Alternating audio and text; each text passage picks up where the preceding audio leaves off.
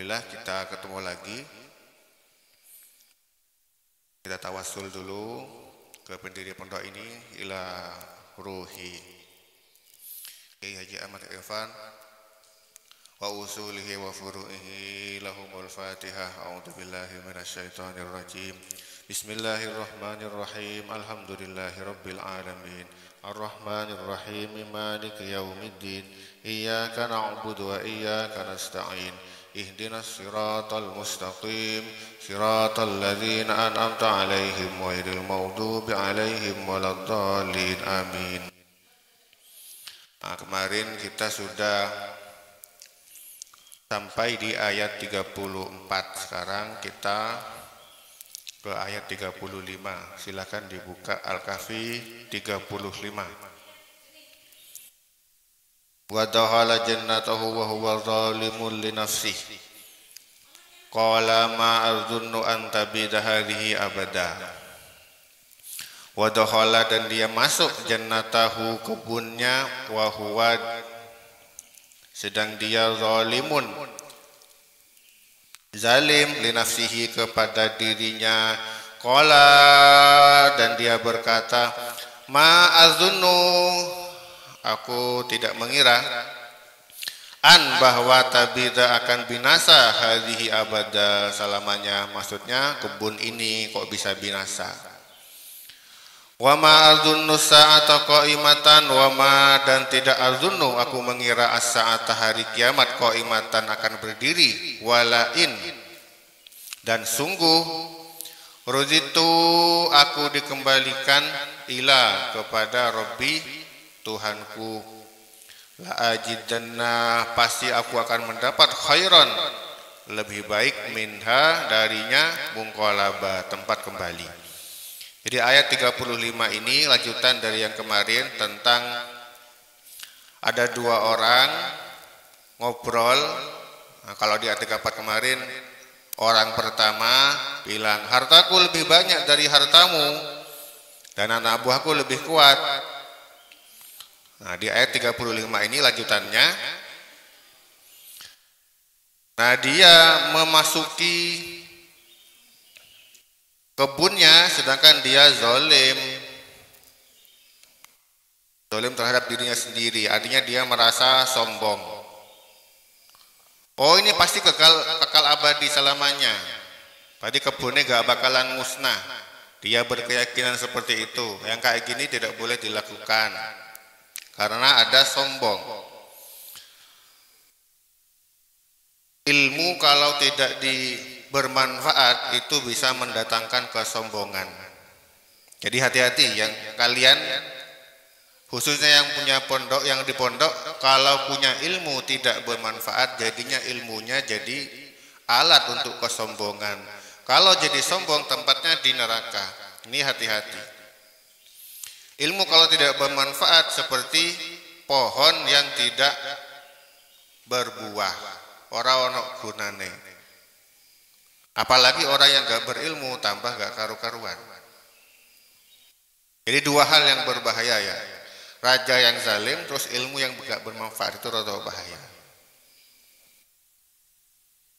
Kita lanjut ke yang 36. Wa ma'adzunnu sa'at, aku tidak mengira kiamat akan datang.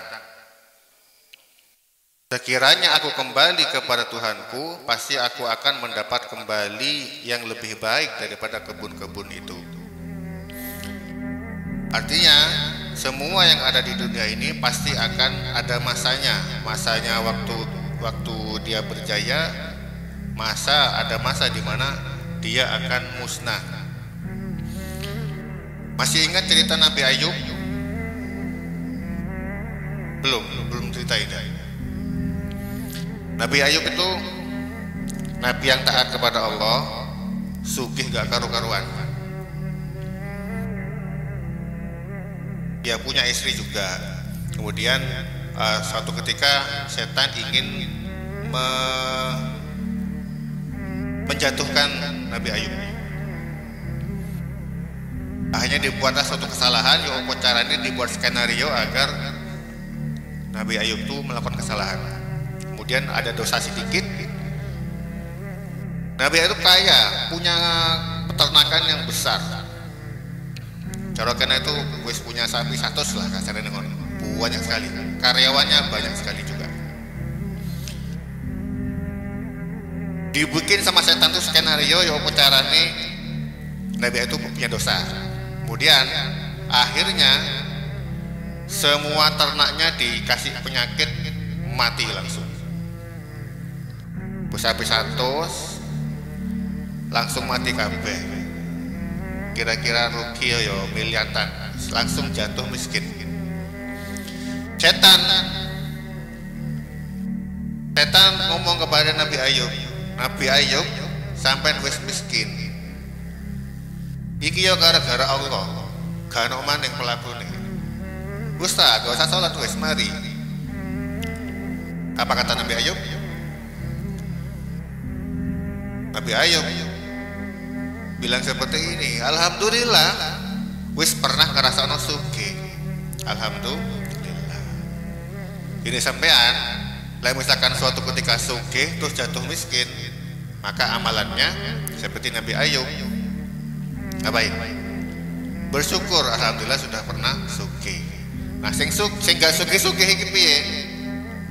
Nah, ini ada lanjutannya. Kemudian Nabi Ayub ini digoda lagi sama setan, kong kali kong sama Gusti Allah. Ya Allah, ini Nabi Ayub ini ya mergo sehat, coba dibikin sakit, pasti kafir deh. Wes tak percaya. Aku kan gak terima nabinya dibilang seperti itu ya. Ya wes, silahkan diuji, kita uji ya. Nabi Ayub dibikin sakit, dikucilkan, sampai wes gak karu-karuan lorne. Akhirnya beneran dibuat sakit sama Allah. Karena dibuat sakit, awalnya masyarakat itu iba. Yo ana wong miskin, awalnya sugih miskin iba. Karena loro, wedi akhirnya. Masyarakat malah mengusir. Wedi ketularan. Kalau kene lek sampean sak desa sehat kabeh, terus sampean kena corona wes dikucilkan sampean. Nah, dulu ada zamannya tuh juga sama kayak corona itu, tapi yang menderita cuma satu orang, Nabi Ayub tok. Ya wes diusir sama warga. Istri satu-satunya ya pemaneng. Mau gak mau ya merelakan, tapi ya tetap ditemani sama istri satu yang istri itu ya tetap menemani beliau. Atau ketika sakit gak sembuh, kemudian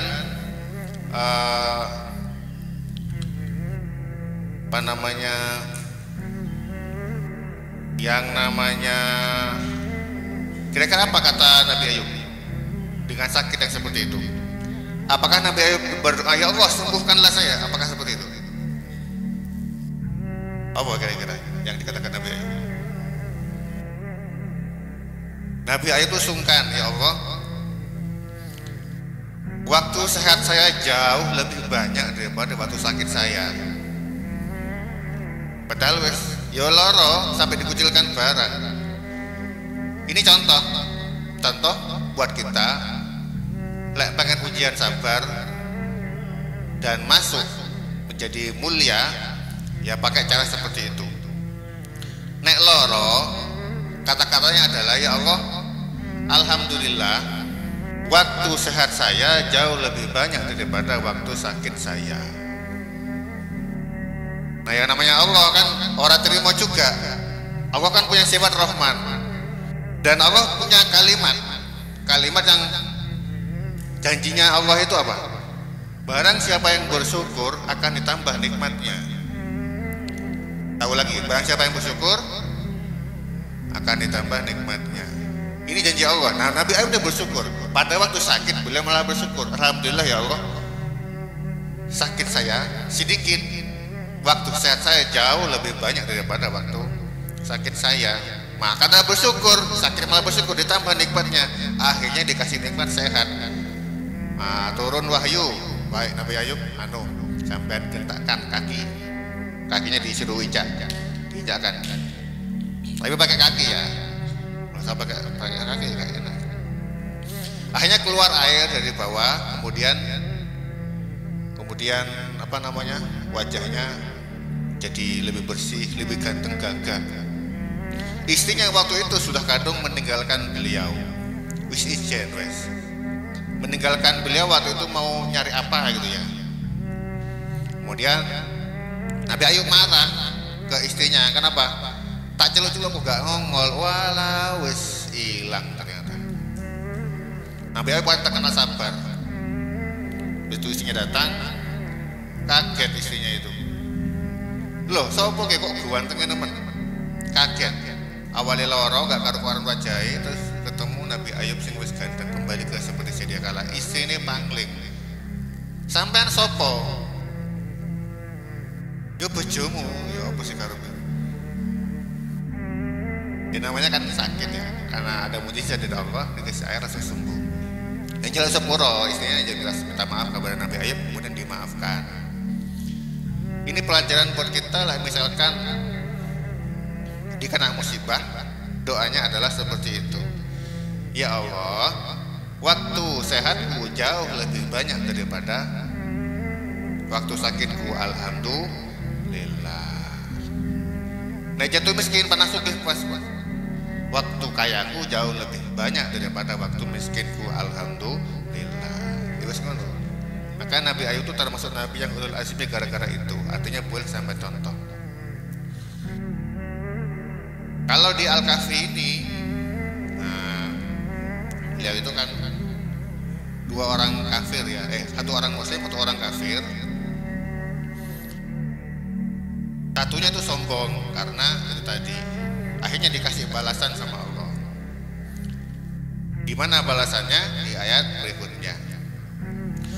Qala lahu sahibuhu wa huwa yuhawiruhu akafarta billadzi khalaqaka min turabin summa min nutfatin summa sawwaka rajula.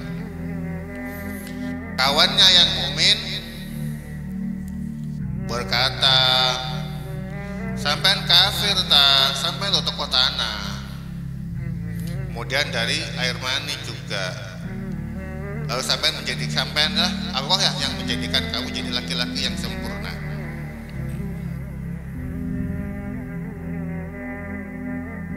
Kemudian di ayat berikutnya, lakinnahu wallahu rabbi wala usyriku bi rabbi ahada. Lakinna tetapi huwa dia Allah rabbi Tuhanku wala usyriku dan aku tidak mempersekutukannya bi rabbi dengan Tuhanku ahada seseorang pun. Di ayat 39, walaula intahal jannataka qulta masya Allah la quwata illa billah. Walaula dan kenapa tidak ketika dakhaltah kamu masuk jannataka kebunmu.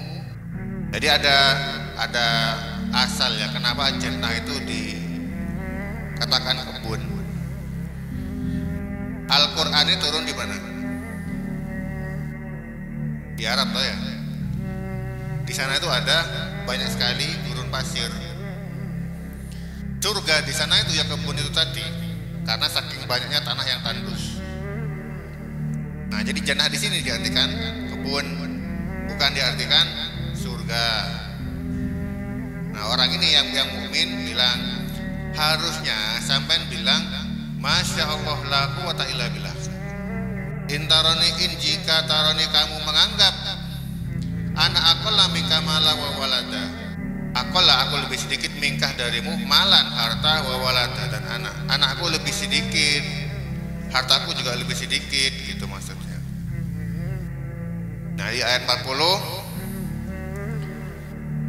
orang yang muslim tadi rodok mangkel ke orang kafir tadi.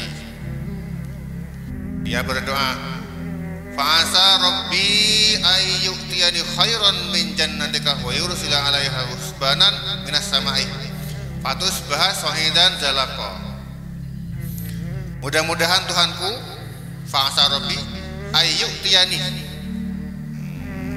an itu bahwa yuktiyani an di sini bukan berarti bahwa ya, tapi diartikan agar ayyuktiyani memberikan aku khairan lebih baik min jannatika dari kebunmu wa yursila dan mengirimkan alaiha atasnya husbanan perhitungan minas sama dari langit, fatus biha so'idan zalaqo, sehingga kebun tadi jadi tanah yang licin.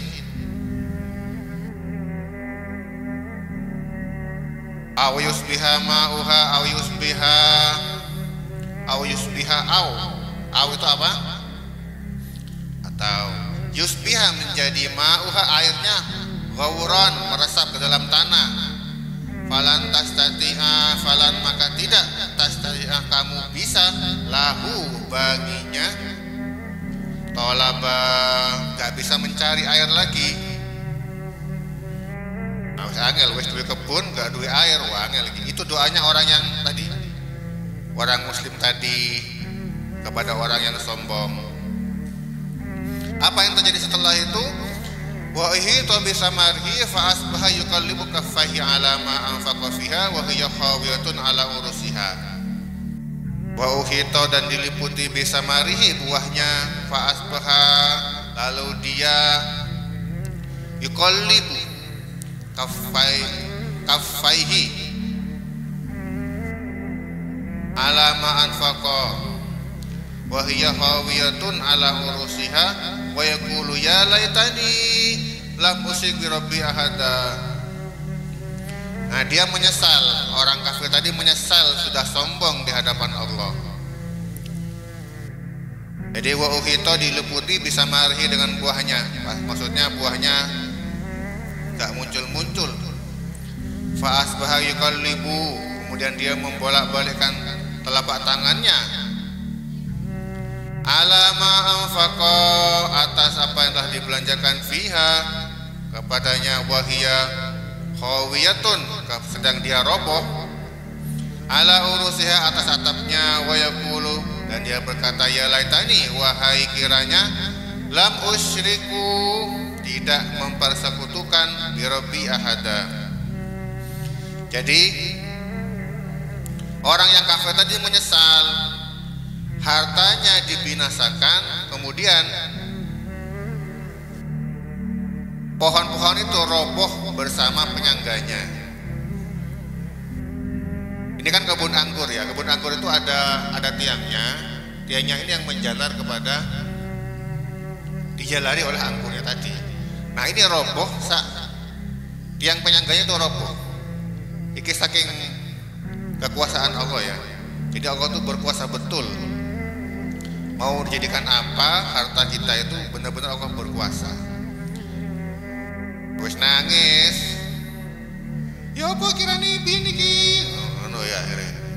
Kok nyesel banget, nyesek. Awalnya sugih jadi miskin. Ini contoh yang tidak boleh ditiru. Jangan sampai kita menjadi orang-orang yang syirik. Walam takul lahu, nah ini Allah menjelaskan lagi.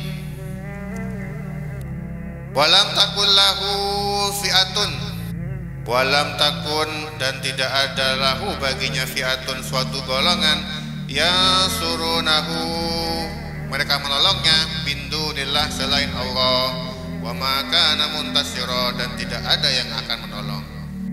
Hunalikal walayatu lillahil haqq, hunalika, di sana, al walayatu, pertolongan, lillahi, milik Allah, al haqqi, benar, huwa khairun sawaba wa khairun uquba, huwa dia khairun, sebaik-baik sawaban pahala, wa khairun, dan sebaik-baik uqba, balasan. Allah itu maha membalas ya. Apa dalilnya? Ya ini, wa khairun uqba, sebaik-baik balasan. Kalau di dunia balasan satu, kebaikan satu dibalas berapa? Dibalas 10. Kalau di ayat lain satu kebaikan dibalas berapa? 700. Ada di Al-Baqarah itu. Perumpamaan orang yang menginfakkan hartanya di jalan Allah seperti biji, setiap biji tumbuh 7, masing-masing 7 tumbuh 100. Ya atau kebalik ya, ininya satu itu tumbuh 100 seperti kayak panen. Ayatnya itu masalul ladzina yunfiquna fi sabilillah kama salihabbatin ambatat sab'a sanabilah. Jadi 7 dulu ya, 7 dulu baru 100. Fi kulli sumbulatin mi'ati habbah. Berarti setiap 7 tadi ada 100-nya. Nah, itu ada di Al-Baqarah itu.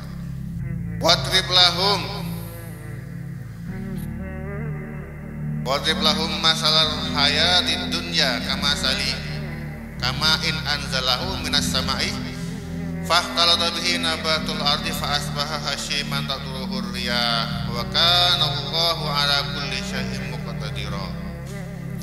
Wadrib, dan buatlah lahum bagi mereka masalah permisalan al hayati kehidupan dunia kamain seperti air anzalnahu kami menurunkannya minas samai dari langit fahtalata lalu bercampur bihi dengannya nabatul ardi nabatu tumbuhan. Nabati itu berasal dari bahasa Arab ya, nabatu itu tumbuhan. Ardi bumi faasbaha kemudian menjadi hasyiman kering tadruhur riyah angin menerbangkan dia wa kana Allahu ala kulli syai'in muqtadira. Dan Allah itu ala kulli syai'in terhadap semua sesuatu muqtadira maha kuasa. Ada yang nanya, ini sering ditanyakan oleh orang-orang NU sama Muhammadiyah, apakah sampai kalau kita mengirimkan pahala kepada orang mati? Dalilnya apa? Ada yang bisa jawab? Apakah sampai orang yang mengirimkan pahala ngaji kepada orang mati? Kalau sampai, dalilnya apa? Yang pertama dulu, kira-kira kalau kita mengirimkan pahala ayat Al-Quran kepada Abah Irfan, kira-kira sampai apa tidak? Sampai ya? Yakin? Buktinya apa? Nah, ini angel iki. Buktinya apa? Oleh sampai ngirim Al-Quran, pahalanya Al-Quran sampai kepada yang dituju. Ini membuktikannya ada 2 cara ya. Cara pertama misalnya, ini cara di dunia ya, beda sama di cara di akhirat, beda lagi. Kalau di dunia, misalkan ada si A punya orang tuanya sudah meninggal. Ini si A punya orang tuanya sudah meninggal. Sama bilang kepada si A, Pak A, misalkan Pak A ya, saya barusan berdosa. Dosane tak kirim nang wong tuamu ya. Kira-kira si A marah enggak? Marah. Berarti dosanya masuk enggak kira-kira? Kok marah? Berarti si A ini percaya enggak? Percaya. Itu cara di dunia.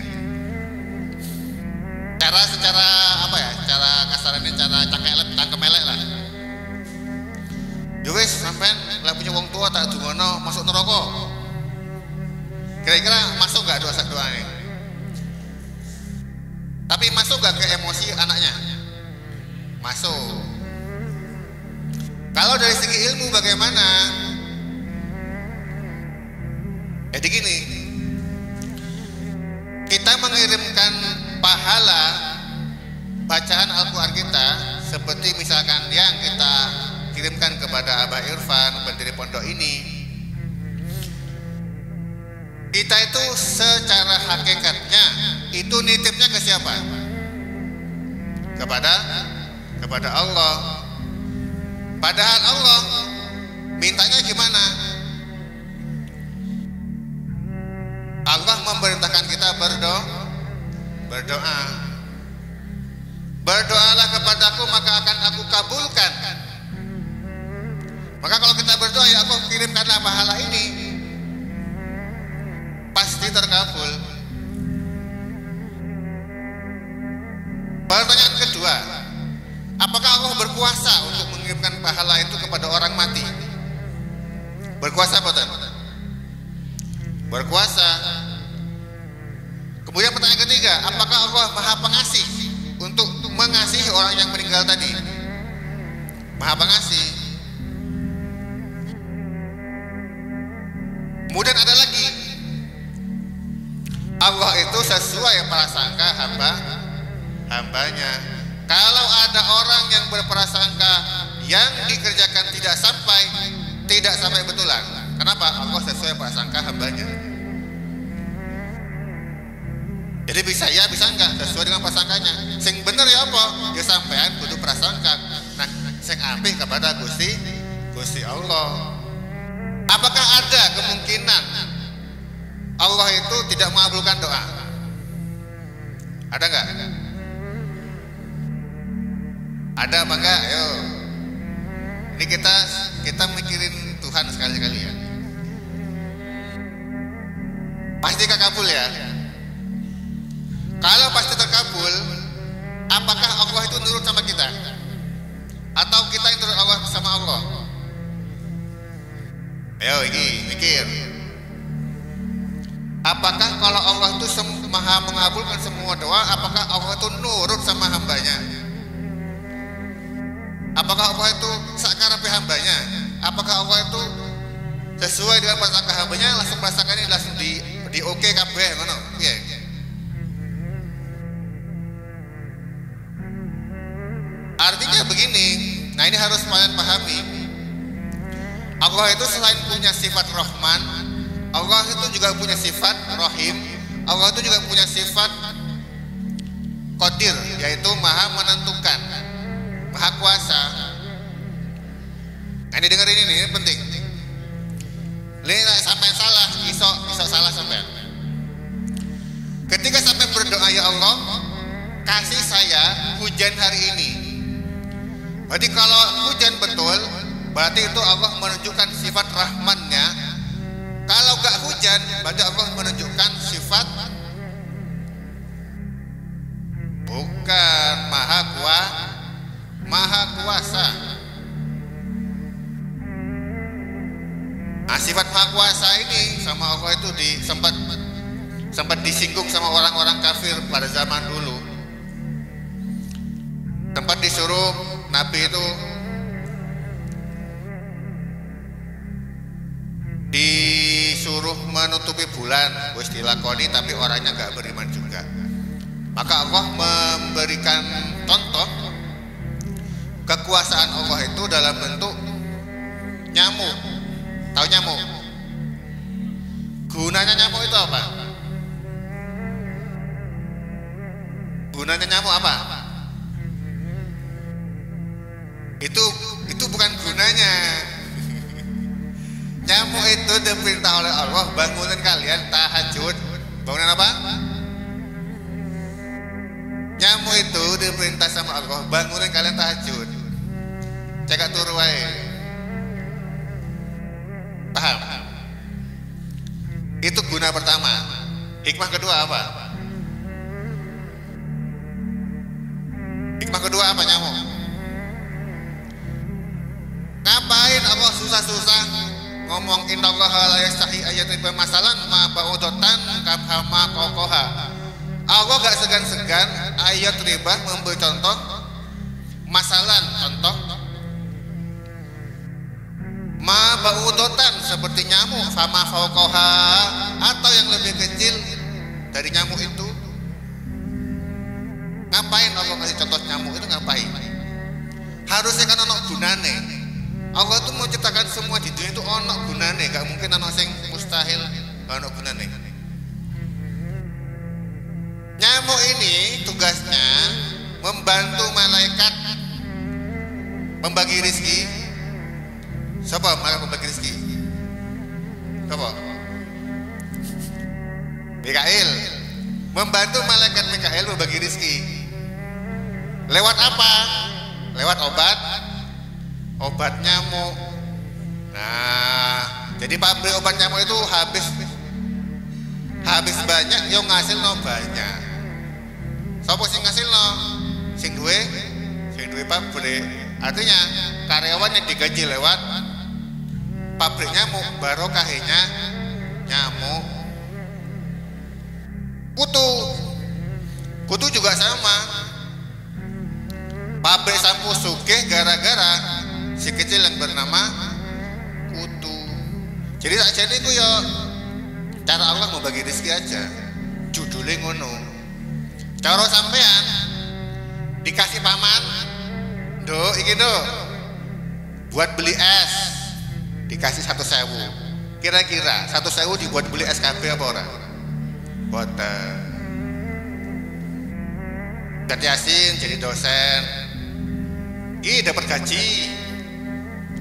Jadi dosen itu cuma perantara aja, judulnya aja. Sejatinya Allah tuh bisa masukkan rezeki lewat mana saja, sakarep-karepe Gusti Allah. Begitu itu. Itu bab rezeki. Jadi kalian kalau mencari rezeki mintanya sama Gusti Allah. Tahajudnya sing temenan. Ya, misalkan nanti pas lulus sama gak bisa tahajud ya minimal solate ya. Solate sing tenan. Dulu ada di zaman Nabi ada orang yang rodok pelit lah. Dikongkong tahajud wangel. Kemudian matur kepada Nabi. Dia penasaran. Ya Rasulullah, sing wajib itu ya apa sih? Ya wes sholat lima waktu, ya wes poso, ya wes haji, ya iso haji, ya poso ya poso. Selain itu nggak usah, nggak apa-apa tak. Aku gak sholat sunnah yo, tak pas-pasno yo. Aku tak sholat wajib tok, gak gelem sholat sunnah. Gak apa-apa tak? Juga apa-apa. Yo iki sing mau sore wes ngene iki. Hanya jadilah itu rukun Islam.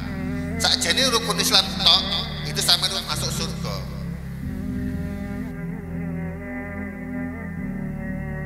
Cuman ada cumannya. Kalau Nabi gimana? Nabi saking senengnya agar diberi titel ahli berterima kasih, beliau sholat sampai bengkak kakinya. Saking senangnya kepada Gusti Allah, beliau berterima kasih kepada Gusti Allah.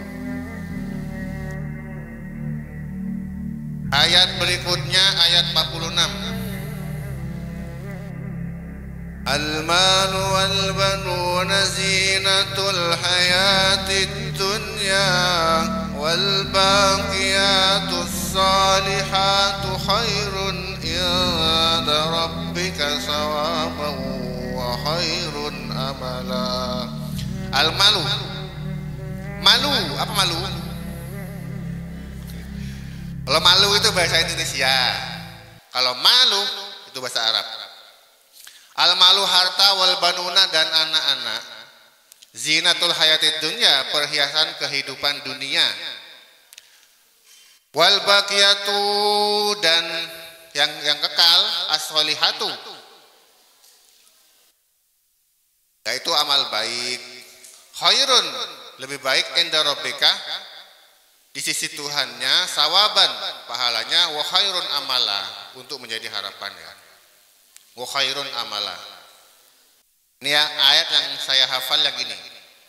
Soalnya sering dengar juga. Al-malu wal banuna zinatul hayatid dunya wal baqiyatus salihatu khairun inda rabbika sawaban wa khairun amala. Nanti kalau kalian sudah besar akan tahu kalau punya anak kecil itu seneng. Nanti kalau udah besar Kalau sekarang masih belum. Sekarang saya simpulkan. Yang pertama tadi Ustaz menjelaskan tentang orang-orang yang sombong. Orang-orang yang sombong dalam kehidupannya akan dapat balasan berupa hilangnya harta yang dimiliki. Kemudian tentang hikmah Nabi Ayub, kalau kalian sakit, cara bersyukurnya gimana tadi? Alhamdulillah, sakitku lebih sedikit, sehatku lebih banyak daripada sakitku. Kalau jatuh miskin, alhamdulillah gimana tadi? Sudah lama kaya, jatuh miskin, alhamdulillah sudah pernah kaya. Kemudian orang yang berilmu yang tidak manfaat ilmunya akan menjadi potensi kesombongan, gaya-gayaan, gaya bodoni wong. Kemudian yang terakhir, anak dan ini apa tadi? Al-malu wal banun, harta dan keturunan itu perhiasan dunia. Nanti kalian paham sendiri apa maksudnya itu. Nanti lewes berkeluarga akan paham dengan sendirinya. Saya ini dipelajari cek gak kaget engkau. Kemudian ayat berikutnya, ayat berapa ini? 48. Kita pelajari minggu depan. Wallahu a'lam bishawab.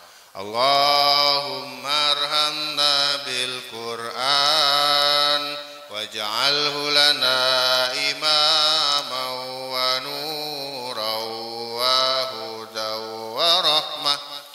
Allahumma zakkirna minhu ma nasina wa 'allimna minhu ma jahilna warzuqna tilawatahu ana al-laili wa atrafan nahar waj'alhu lana hujjatan ya rabbal alamin. Alhamdulillah, semoga minggu depan ketemu lagi dan bisa sampai hatam, sampai selesai. Wassalamualaikum warahmatullahi wabarakatuh.